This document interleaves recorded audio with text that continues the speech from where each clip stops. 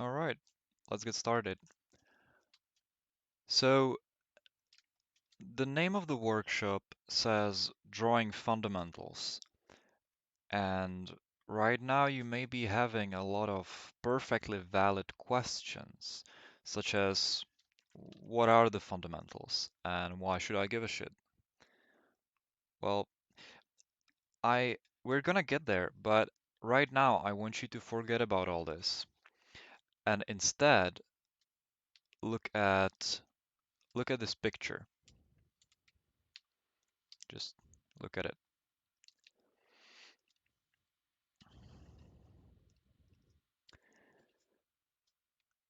So this is a picture of a world famous pianist called Hiromi Uehara, and I want you to look at her face in particular. What do you think she's thinking about? What do you think is on her mind? Do you think that perhaps she's thinking, you know, how do the what are the sheet notes, or which finger is supposed to go next? Is it the middle finger or the index finger, or is this chord a C major or C minor? Well, these things are important, but I don't think she's thinking about any of these things. I know she's not thinking about any of these things because I'm gonna tell you what she's thinking about. She, on her mind, is just pure beauty and just passion and raw power and melody and harmony and all this beautiful stuff. It's like a fucking garden inside her head. And in short, she's completely immersed in her art. Yeah. So that's what we want, right? That's the good stuff. That's what we strive for. This level of freedom and concentration on what's actually important.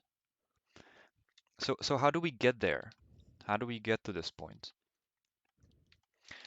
I mentioned a lot of technical stuff,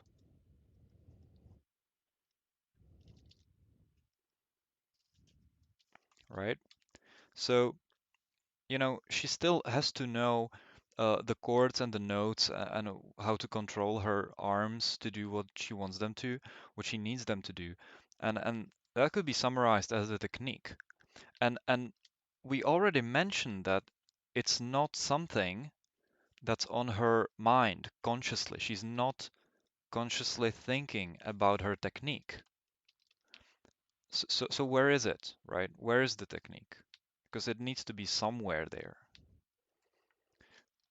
Well, let me pull up a little diagram. So let's say this is Hiromi's brain, and let's separate it, maybe like that. And this part here is her consciousness, okay? And this huge part here is her subconscious mind. So the technique, since we know that it's not thinking about it consciously, it needs to be somewhere there in the back of her head, already internalized, right? So she doesn't have to think about it, okay? So the technical stuff, perhaps it could have been on her mind consciously when she was, just starting out years ago, and when she was, a little schoolgirl playing her piano, and she was thinking subconsciously, okay, so now it's the index finger, now it's the middle finger, now it's the pinky finger. Okay, so this is C major, and this is how the notes go, and so on and so forth.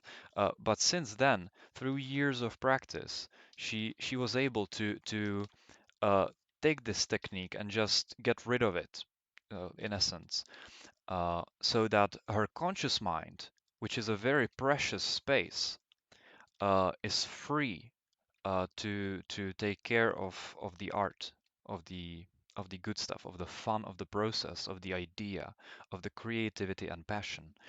Um, so the conscious mind is a very precious space. You can think about it sort of like your RAM memory if you're into computers, right? So this would be your RAM, this would be your hard drive,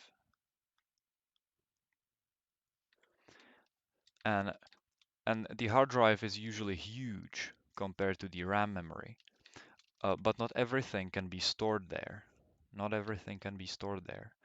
Uh, so that's why, things that can be stored there have to kind of you can't clutter up your RAM memory with technique. It's not a good way to operate. So I let's pull up a little quote here. In the words of Robert Beverly Hale, who was this fella right here. And let me tell you about Robert Beverly Hale. So there was this guy called Jean-Léon Gérôme, and he was one of the old masters in the late 19th century, likely, like arguably one of the greatest painters of all time.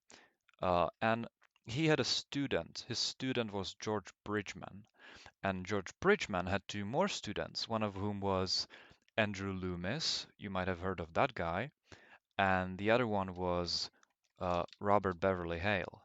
And Robert Beverly Hale went on to become one of the most respected and sought after figure drawing teachers of the 20th century.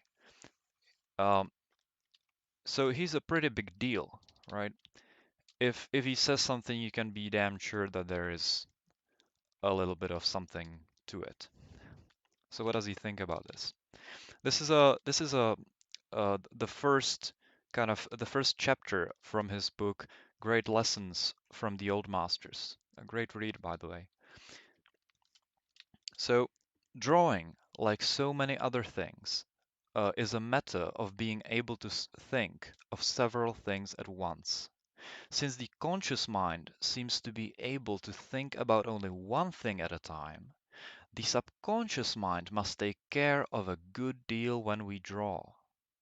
So the process of learning to draw demands that we acquaint the subconscious mind with a certain amount of material, so that the subconscious can largely take over the control of our hand. Actually, I'm inclined to think that no artist can be called an accomplished craftsman until all matters of technique are so well learned that they are part of his subconscious equipment. So, aside from some ideas that were mentioned already, he basically summarizes the process of learning how to draw as a process of internalizing the matters of technique. So, matters of technique.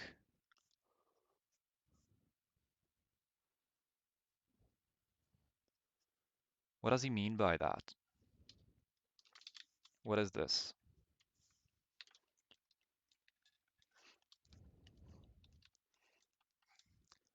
So, there's a few obvious ones, right? Like like if you're working with a pencil, you have to know how to hold a pencil. And if you're working with Photoshop, you have to know how to control Photoshop. You have to know all the shortcuts and what does a space bar do and so on and so forth. But there's also one big chunk of technique that we'll be dealing with, and those are the fundamentals.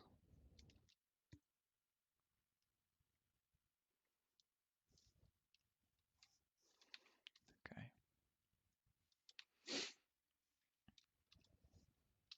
So what do you think? What comes to your mind when someone says drawing fundamentals?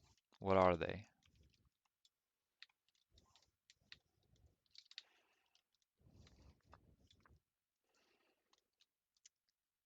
Like, there's a few that come to my mind. For example, perspective and composition, color theory,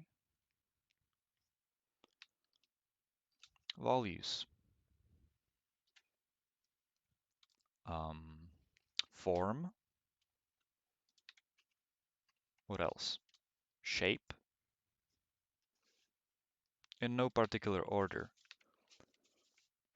Um, Line work, if you're talking about drawing.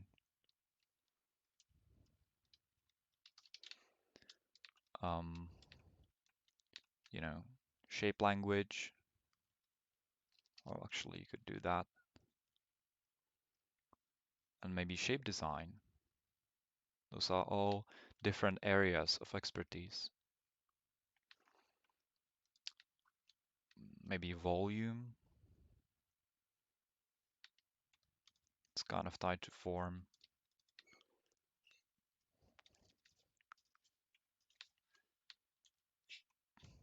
Maybe texture, arguably, could be. Anatomy. That's a big one. Hmm. And I think you could come up with many more if you just well, this is the funny thing. Most art teachers, there's no consensus, like how many fundamentals there are, and in what order, like what's going on here. Um, that's a lot of stuff. I mean, just look at that. Perspective alone has like 100 books written about it. Okay. Uh, Composition, same. So how do we learn this? So much stuff, right? Okay, so that's a big question. So how do you learn the fundamentals? And to kind of to understand that, I have an example for you. It's actually one of the heaviest principles of learning to draw,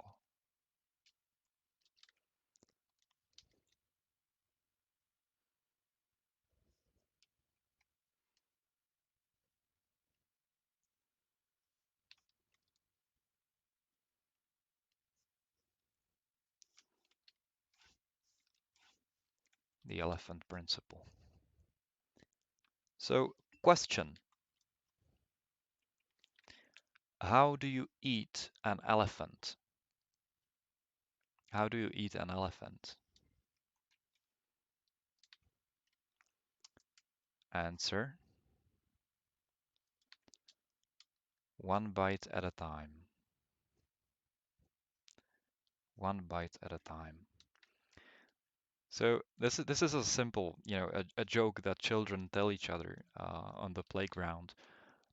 Um, but it's a really important lesson. There's an important lesson hiding in there. Okay, it has different names. You could call it big to small, or simple to complex, or perhaps general to specific.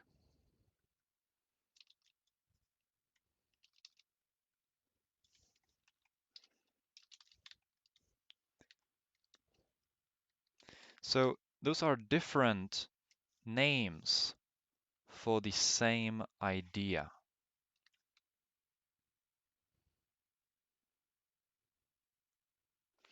And the idea is that any complex and overwhelming task is to be dealt with in a logical step-by-step process. So if you have a huge elephant, and eating a huge elephant is a huge problem, what you do is you take it one bite at a time. If you're if you're dealing with the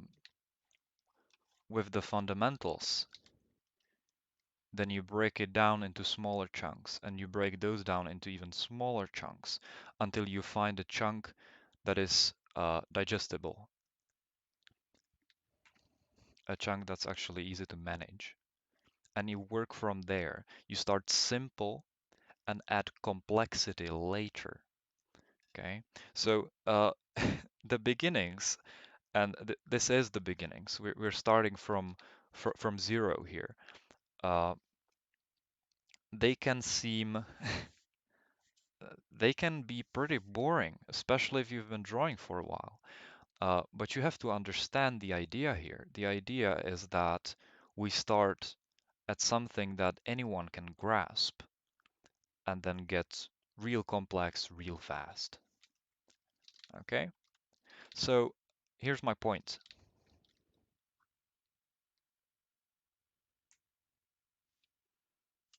There. That's my point. My point is that a dot is the simplest component of drawing. Okay? So what do we know about the dot?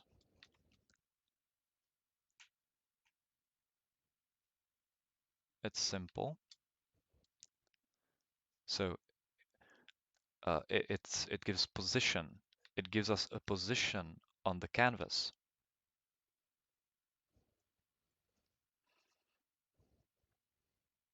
So that means that if you have a canvas and you place a dot here, what you're saying is, hey, look here.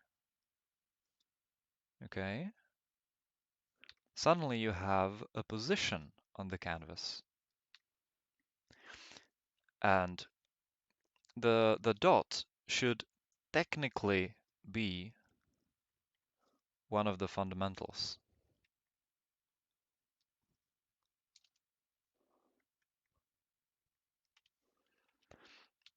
Why is that? That's, you might be saying, man, that's bullshit. But just bear with me for a second. The fundamentals, they have one thing in common. They all have something in common.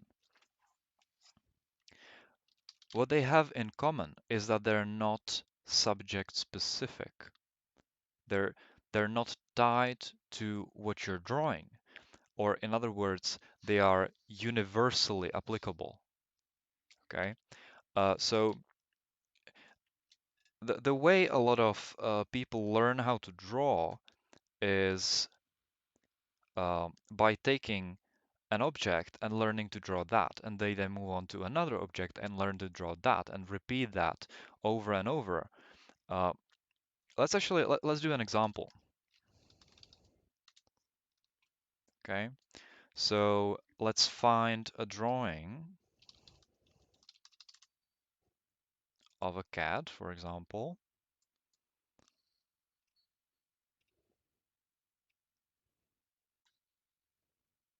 This one looks kind of cool.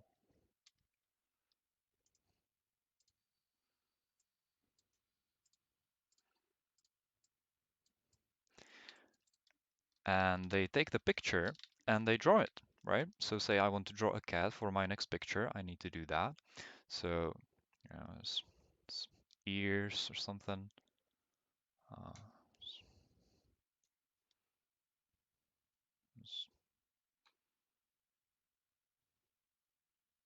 whatever.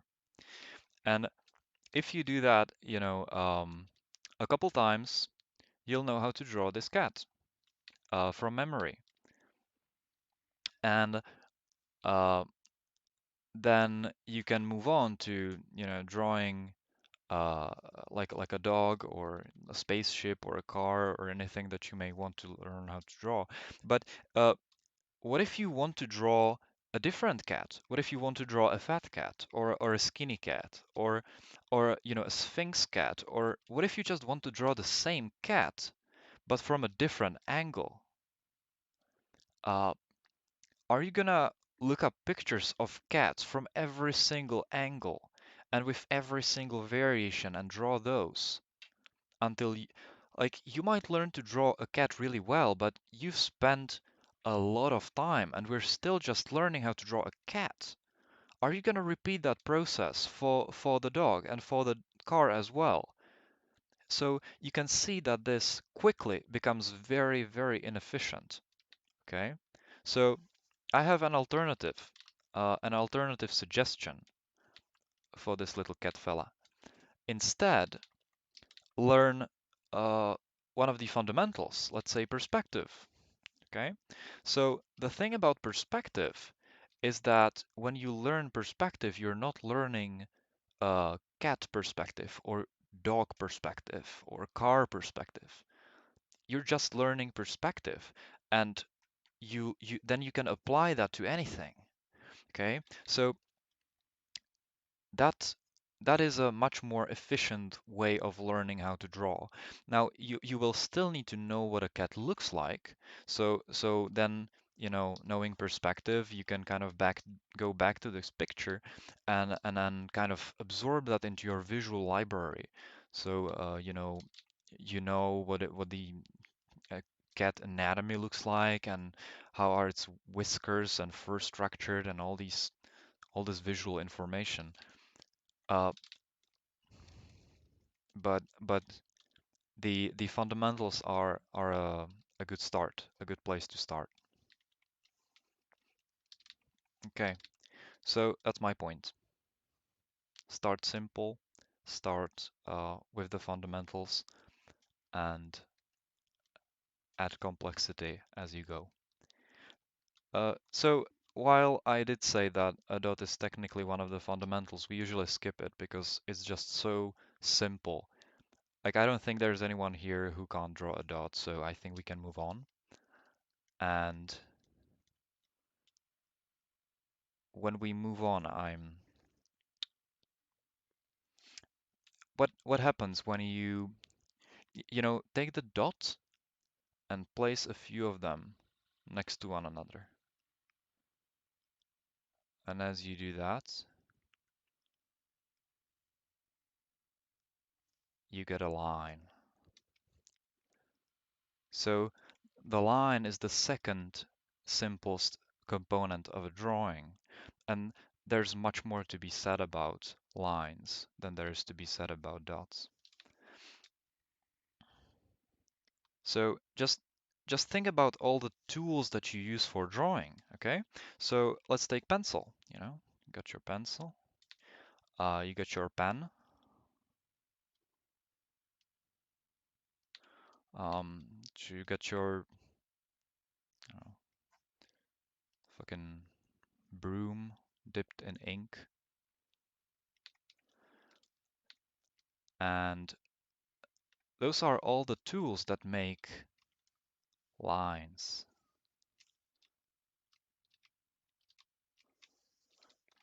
So a drawing is made out of lines. It's a line to a drawing is what a brick is to a house. And the same way, it would be foolish to attempt to draw to build a huge cathedral without investing in solid bricks. It would be foolish to think that a good drawing can be made out of bad lines. So, what makes a line good, right? Well, let's look at a few examples. Let's look at a few examples of lines from different artists. So, look at this beauty.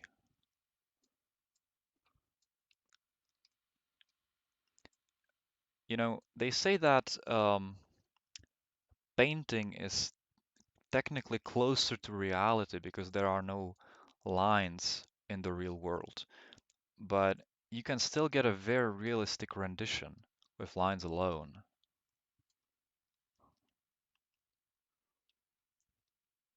This is a more um, outline-based approach, but that's all right. That's good for coloring.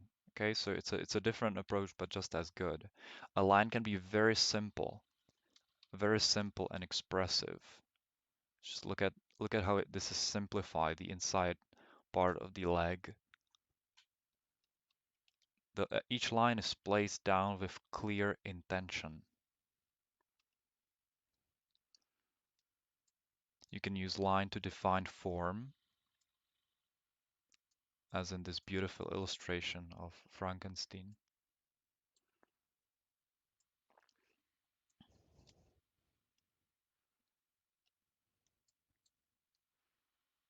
It's a lot of very beautiful texture in this piece. Lines can create movement. We actually created the line by taking the dot and replicating it with a certain direction.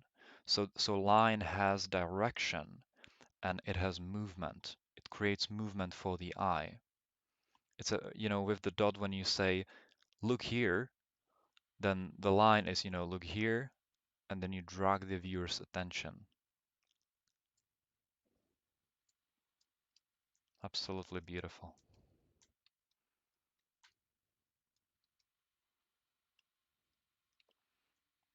You can clump down lines into shapes of value to create tone. This is a very painterly approach. It's as if they were holding a brush. You can use line to define texture with lots of meticulous little scratches that kind of replicate the shadow pattern. It's beautiful drawing by Carter Goodrich.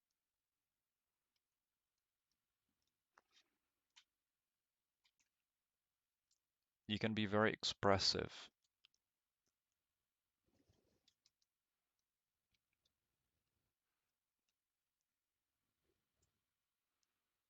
It's a very realistic light and shadow rendering in pen and ink.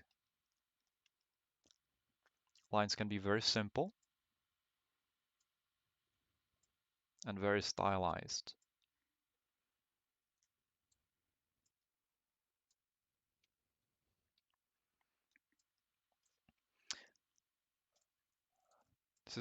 This is a drawing by Joey Mad, and I think he's one of the greatest, the classical comic artists in the Western world.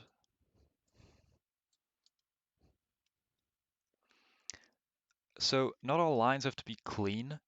You can you can get a good result also by scratching and making rough lines and kind of looking for the form and for the texture, for the volume in the paper.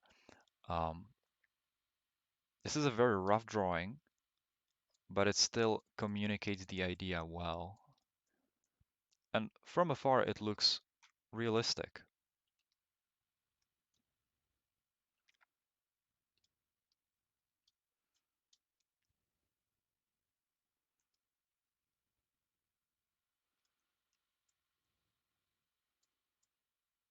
It's a beautiful contrast of the light side in the front and the flat dark in the back.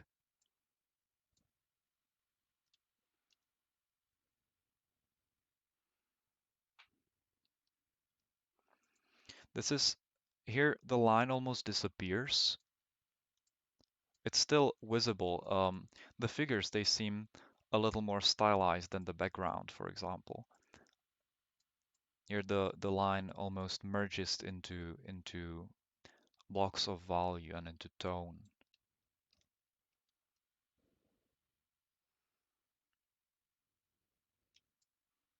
Mm. Lots of lines, they create a sort of hatching pattern, and that's a really really good tool for every draftsman. We'll get to that later in the week 3.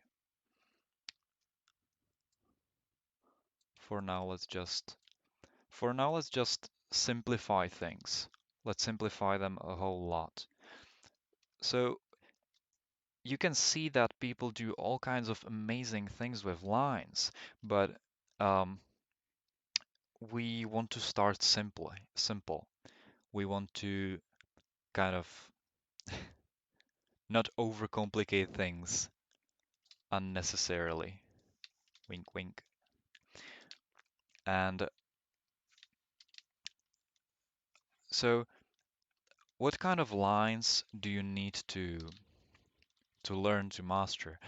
Uh, most uh, the most common types that you'll encounter uh, are either straights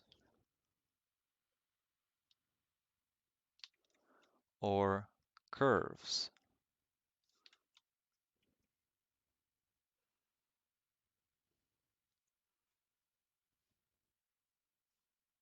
Okay, makes sense.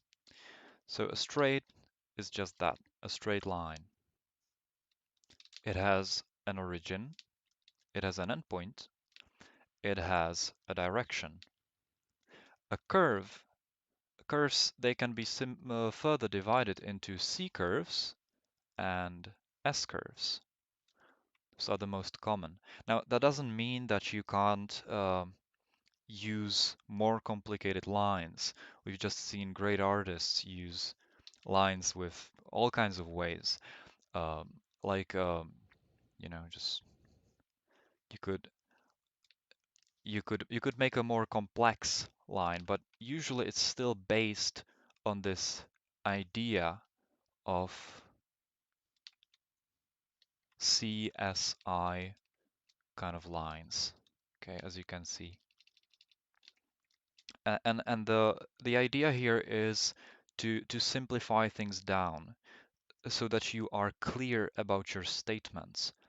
A line is a statement, and it can do different things for you.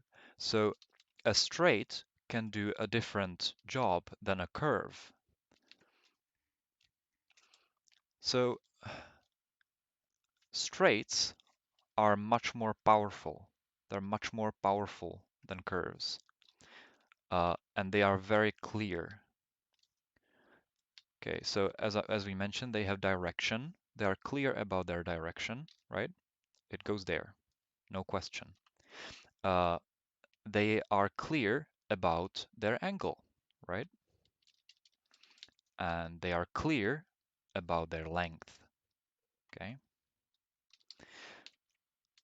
So curves are much more vague. Like you're not exactly sure, is it that direction or maybe that one? And what's the exact length? Like, how do you measure this? It's even worse.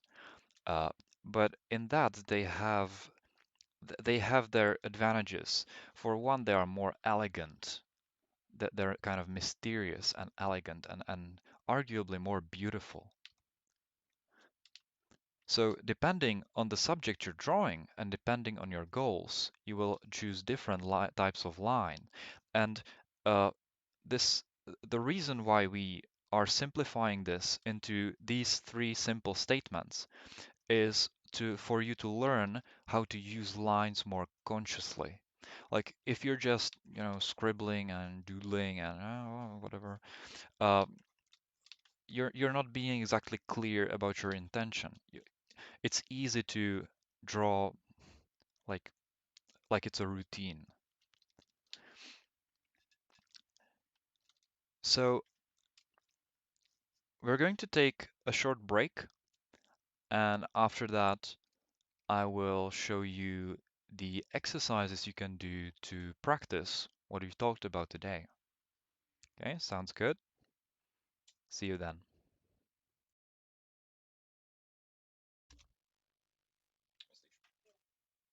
Right.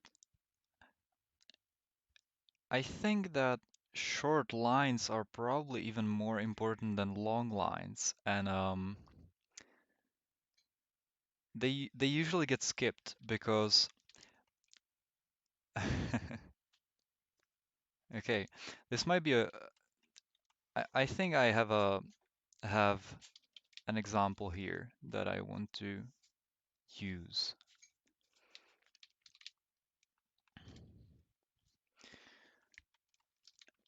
I'm gonna tell you about a certain creature. It's a dinosaur, and it's actually the biggest dinosaur that ever walked the earth. His name was Brontosaurus, and he measured about 40 meters.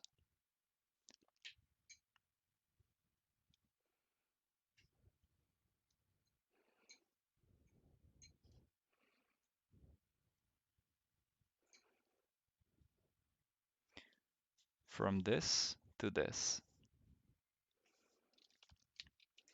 But he was a really chill fella. He just ate grass and didn't hurt nobody, so you know. But the cool thing about him was that because he was so long, if there was some mean dinosaur there,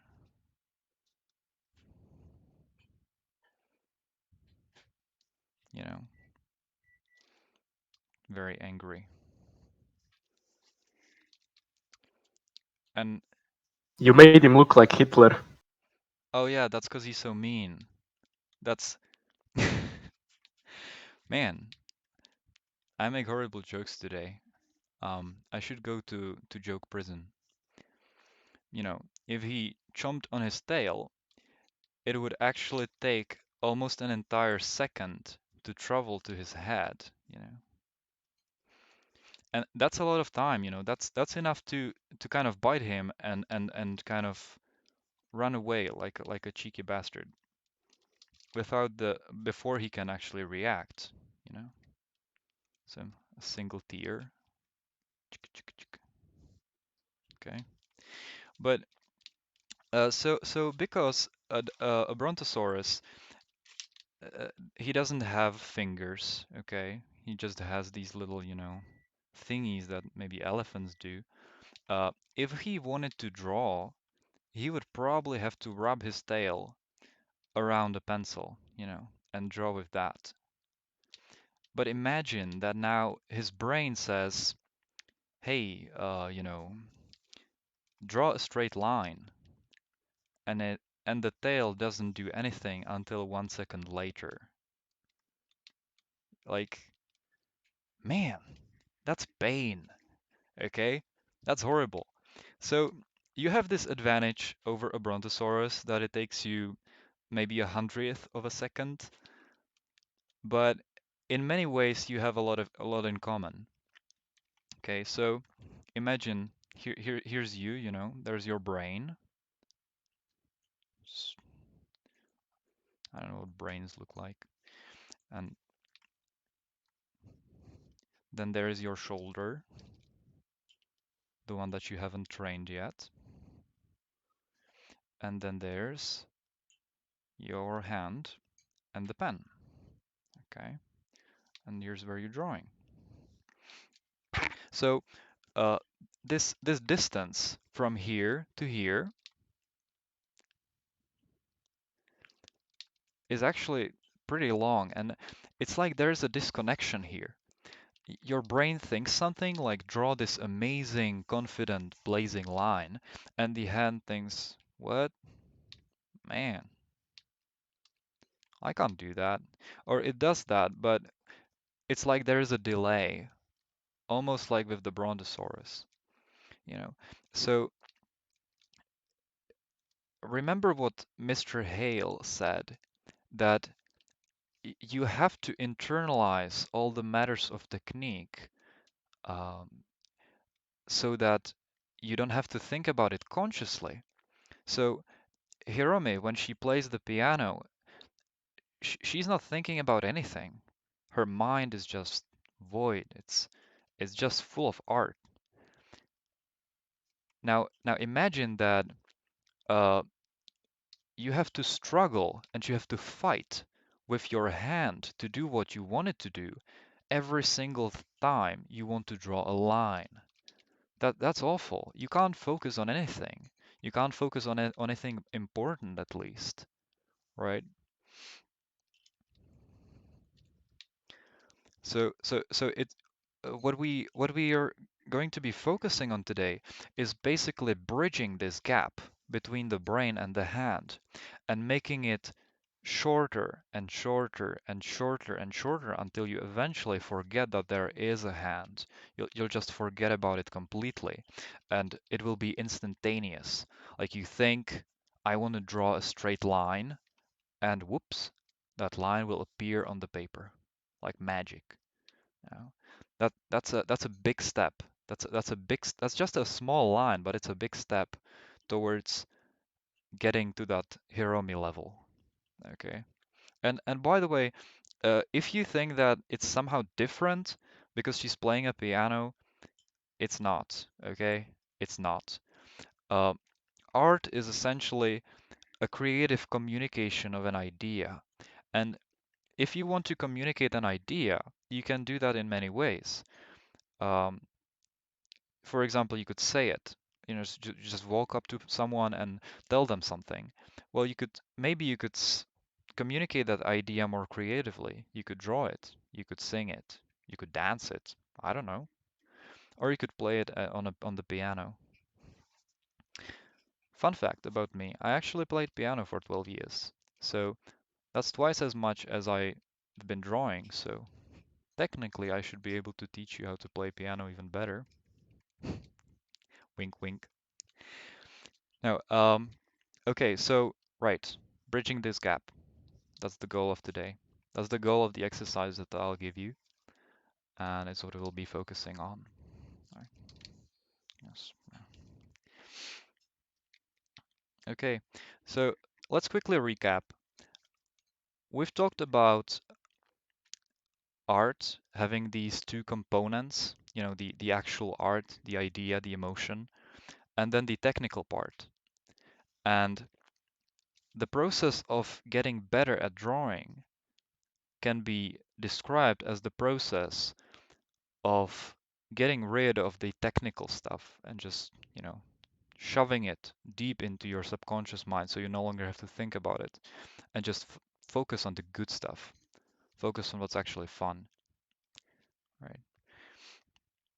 So uh, let's say you're like you're this amazing artist, but you have one insecurity.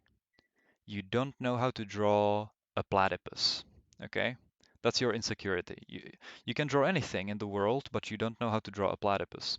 Now, that's going to bother you every single time you want to draw a platypus, which is probably like 2 or 3 times in your lifetime.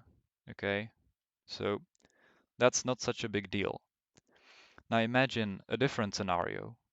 You're this great artist, but your great insecurity is that you don't know how to draw a straight line. Yeah, well, that's that's a different story. You don't want that. So we talked about the Brontosaurus. We talked about how we are going to bridge this gap. Now we could actually bridge it, right? So the short lines are important, okay?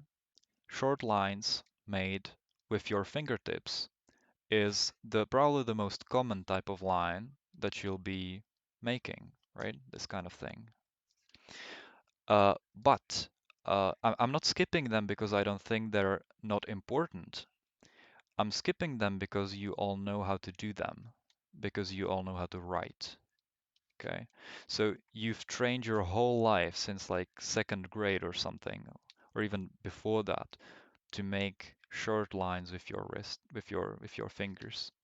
If you've been drawing at least a little bit as a kid, you probably know how to control your wrist as well to make these kind of longer strokes, right? Now, imagine that you got into some kind of or maybe not you, but people sometimes get into an accident and they hurt their arm.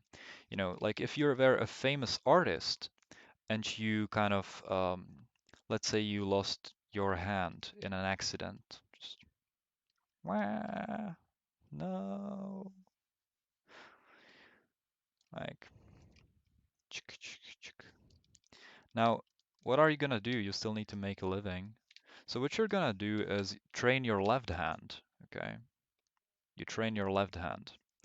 And uh, if you've ever tried to write or draw with your non-dominant hand, you know how painful it is. It feels weird, like the hand doesn't even belong to you, okay? Like awful. And that's because your hand hasn't been trained to do that specific kind of motion. Okay. You probably, there may be examples where your non-dominant hand is actually better than the other one at certain things. Like maybe you write with your right hand and brush teeth with your left hand. So in that case, writing with your left hand would suck, and brushing teeth with your right hand would suck because you train those muscles, the muscles here, you know, for a specific kind of movement.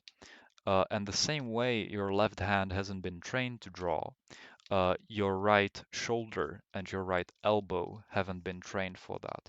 So you're just going to have to trust me that you do need those big strokes. Okay? Like, remember this thing that I did. This is when I was 16 and I never trained my elbow to do any kind of, longer stroke. So they all come from my fingertips, just awful. Okay? So unless you want your drawings to look like that, you're going to have to put some effort into training those elbows and shoulders. Okay. So how do we do that? How do we train them? Okay, so I'll give you many exercises and you'll try them out and see what works for you and what doesn't. Maybe you'll find your favorite exercises or something. So the simplest one, place two dots like that and goes the line, go through the motion and connect it. Go over it a couple more times, like 3 or 4 times is good, and move on. Two dots. Yeah, I think a lot of you are probably tempted to turn off right now because you get those flashbacks from Drawbox and Scott Robertson. Well, you can, bear with me. I know this is not fun. I know this is not drawing dragons and space marines, uh, but I have never in my life improved as fast as when I first did these exercises. Okay, so you can if you're doing good, you can place the points farther apart, right? Place them even farther. Just raise the distance until you get kind of to the edge of what's comfortable.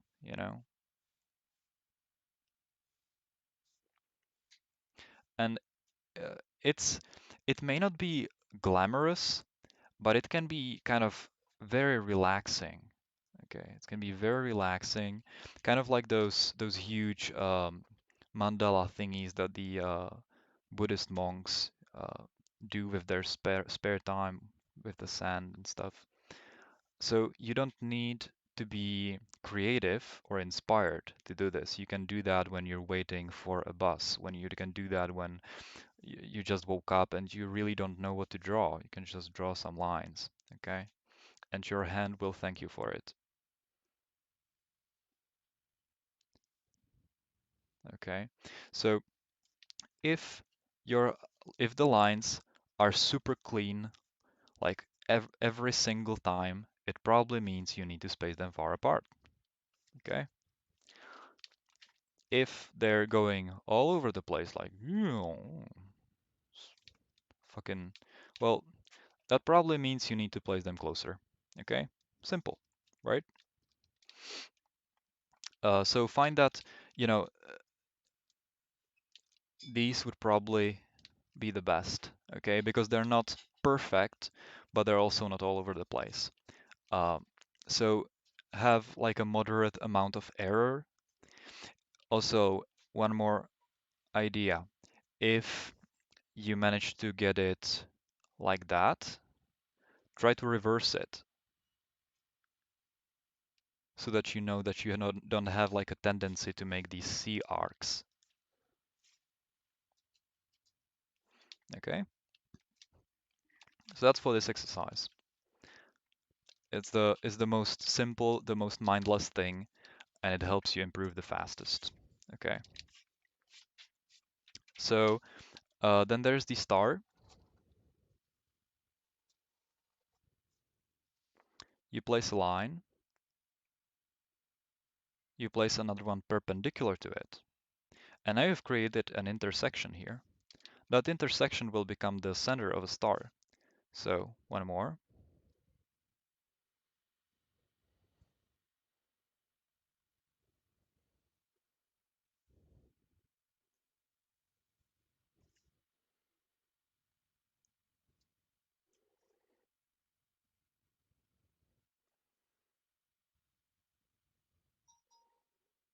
Okay, like let's say I make the last one kind of off. Now you see that I have made the center bigger. Okay, so you don't want that. The goal here is to make the center like razor sharp, just this dot, right? So nothing here. Okay.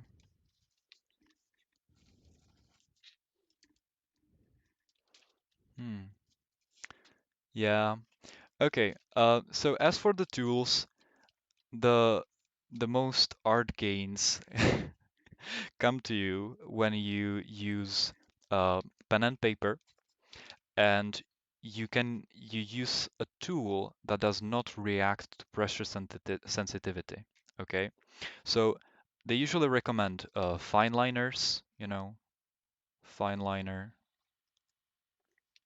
rollerball pen, like a roller pen, um, marker, maybe like a thin marker, um, gel pen. So I wouldn't use a ballpoint, okay? Why?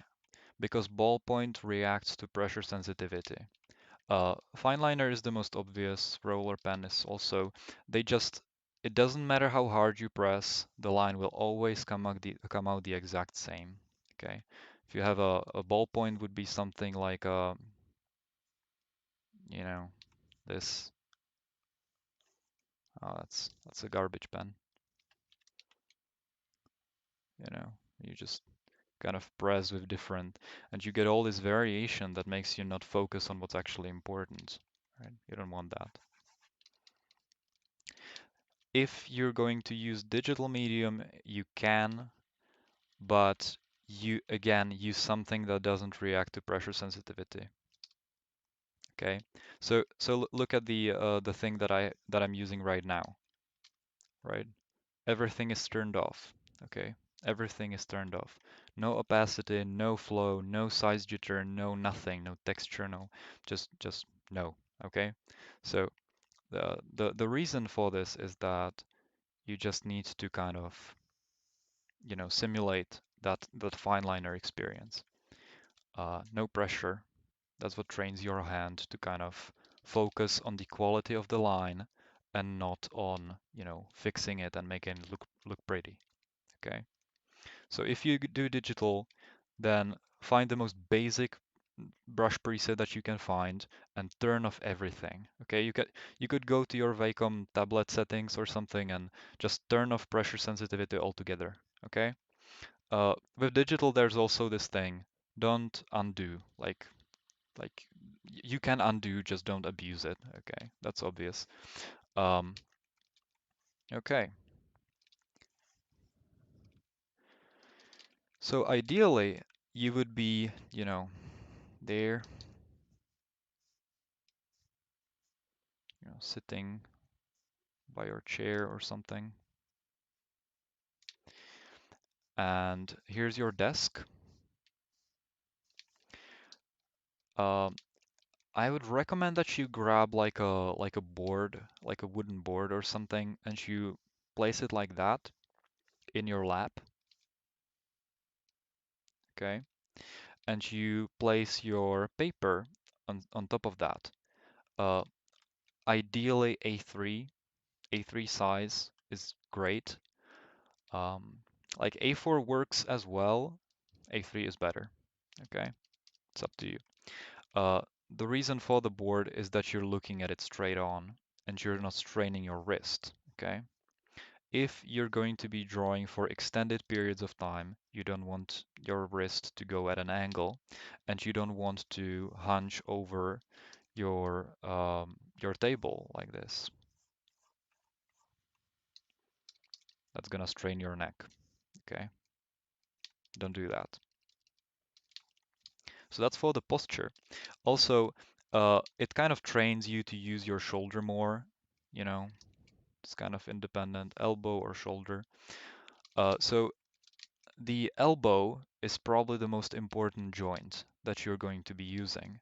You already know, most of you already know how to use the hand, so the fingertips and the wrist, and most of you will not be using the shoulder as much because you're probably, like most of us don't go to live drawing sessions where you have these giant easels, but the elbow is an important one, you know,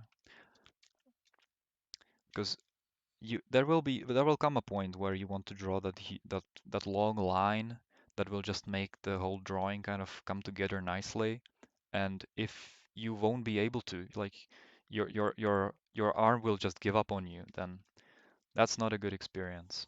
That's not a good experience. Okay. Moving on.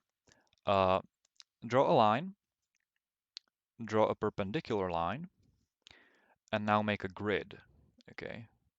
With reasonably large squares, not too big, not too small, and make them evenly spaced.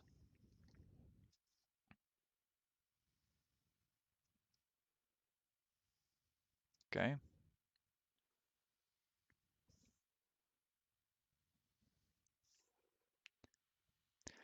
There's a reason why I'm giving you these specific exercises. This one is the basic. This focuses you to draw the line itself. We're always following the elephant method, right? We're always going from simple to complex, okay? The star trains you to draw lines at varying angles, okay? You'll probably find that you have the most comfortable angle, which is usually something like this, right? Because here's my elbow, and this is how I kind of, draw it in this direction. That's the most comfortable angle. And I could rotate the canvas, right? I could rotate the canvas and, but I don't want to rotate the canvas every single time I want to draw a line, okay? So, just drawing like a portrait or something. Oh, I want to draw that line, rotate. Oh, now that one, rotate. Now that one, rotate. You don't want that, okay? If there's a really important line like the neck, for example, to the shoulders, and you want that line to come up well, then you just kind of rotate the canvas, but you can't be doing that all the time. Okay? So this is for different angles, and this one is for proportion. It's for proportion, okay? So you're looking at when you put down the line, you're looking at the one you put down previously, okay? You're judging these distances, okay?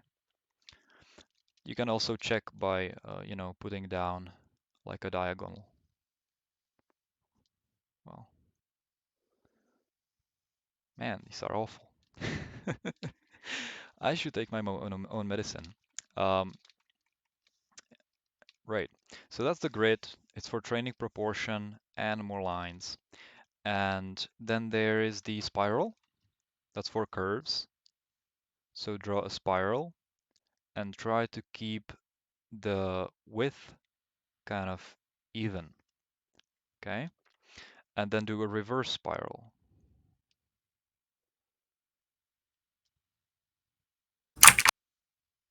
Okay, so out to in and in to out.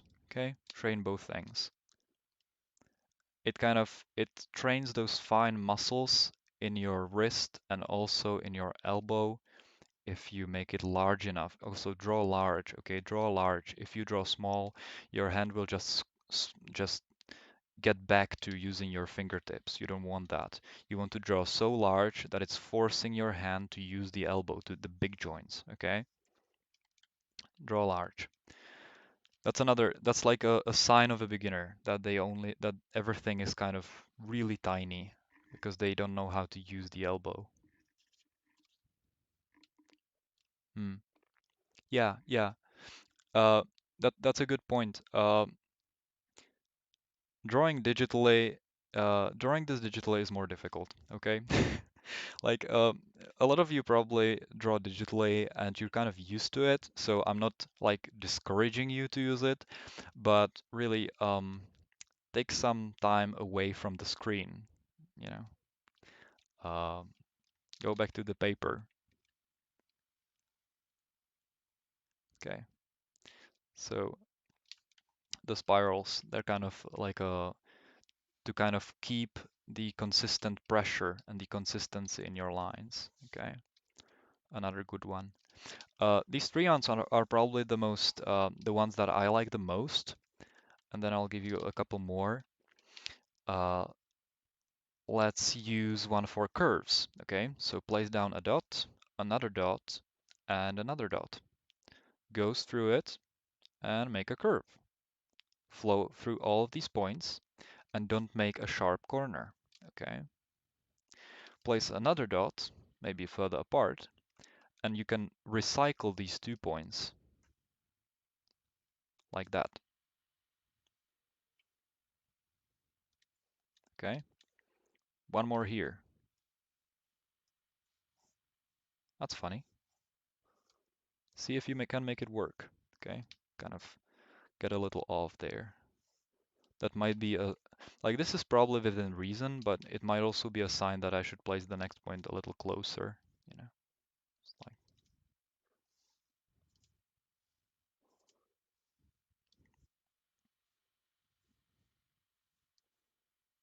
okay, so that's one more for curves. Yep, yep. I take a lot of I had so many kind of teachers, so many influences, and I stole a lot of these exercises shamelessly. Um, so yeah, Peter Han is you know, the influence of dynamic sketching is pretty obvious if you've ever taken dynamic sketching, and it's because dynamic sketching is really good. Okay, I'm not going to reinvent the wheel in all the aspects. I just kind of reinterpret it. And like for example, there's a lot of exercises in dynamic sketching that I didn't find very useful, so I leave them out. I had some new ones, like I didn't find the grid assignment, for example, in dynamic sketching, so I added that one. And now it's up to you. Try as many as you can. Think of like new ones. You can make these up and see what works, what kind of feels like you're actually improving. Okay? We're not like revolutionaries. Drawing isn't usually revolutionary. It's a much more, well, evolutionary process. You build up on what already exists. Try to make it even better. The old masters did it, so it's good enough for us. Uh, what's more? Okay.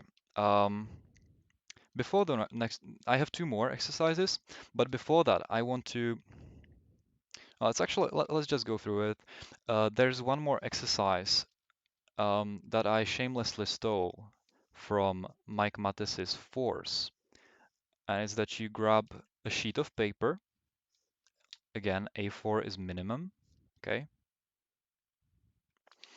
And then now with this exercise, you don't have to use a fine liner. You can use whatever you want. You can use a piece of charcoal or just anything that feels right. Ballpoint pen is fine, doesn't matter.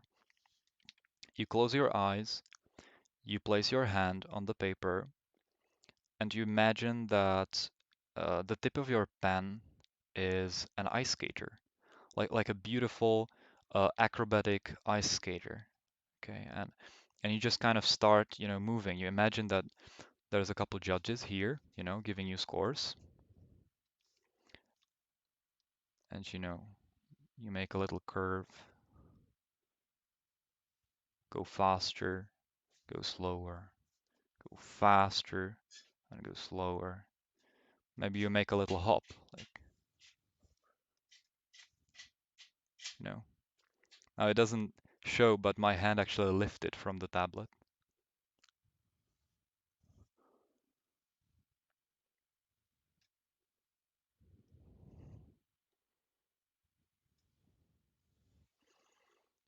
And you have to do it very consciously, kind of, go faster in the curves. Imagine that there is actual weight put on those skates. Okay. So when you open your eyes, what you'll see is an absolute mess, and that's okay. Okay. What matters is that, yeah, one more exercise. Now, imagine that there's like a field there with a little house,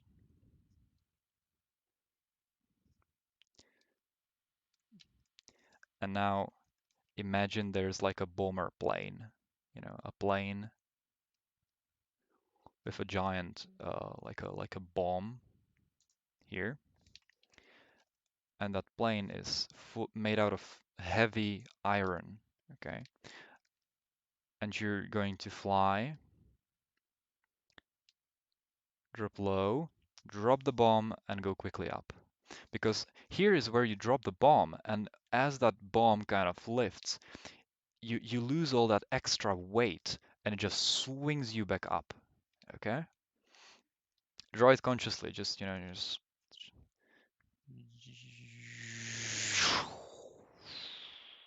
And yes, those sounds are mandatory. Otherwise, it doesn't work. You know, make sounds with your mouth. Just fucking Doppler effect. It's fine. Have fun, okay? And the like, if you feel sorry for the house, just imagine there's fucking Hitler living in there. Okay? Now it's all right. Okay? Yep. You can imagine that it's like a bird trying to grab a sheep or something, or a dragon. Doesn't really matter. What matters is that you're imagining that weight. Remember, the plane is full of metal and it has this heavy bomb. And just imagine that tremendous weight resting on the tip of your pencil, and draw it consciously. Draw it slow, and then draw it fast. Vary the rhythm. Draw it consciously and be aware of what you're doing. Okay? Be aware of it. Okay, um, so these two exercises are kind of different, and the goal here is that a lot of people they draw mindlessly. Okay, they look at something, like the cat from before, and they, oh, okay, so what is it? The fucking ears and there, just, I don't know, just like that, something like fucking, I don't know, and yeah, that's worthless. That has no soul. Okay. Okay, so I remember Mike Mattis in one of his lectures. He said that he actually made uh, the students. He made them draw, and when they went back uh, to present to the class, they had to point at each single line that they used and justify it.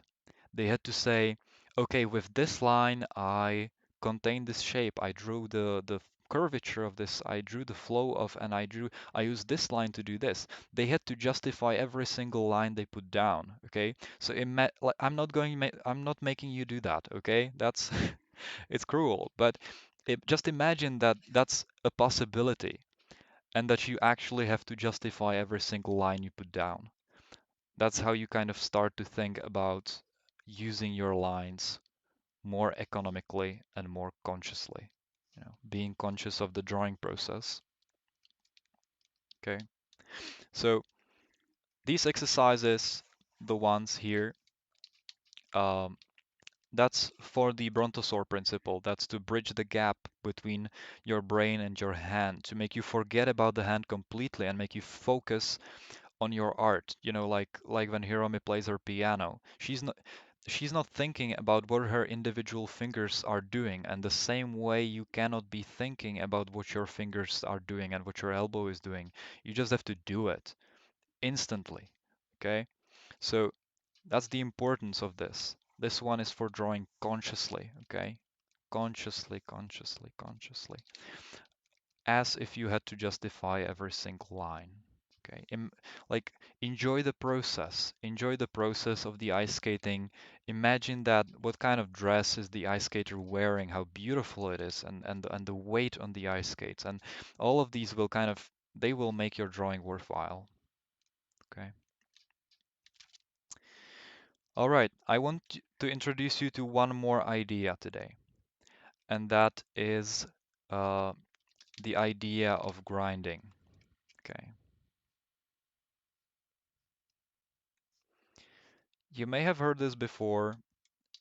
You may have heard it in RPG games where you have to do the same task, the same boring task over and over and over uh, to kind of get to the next level.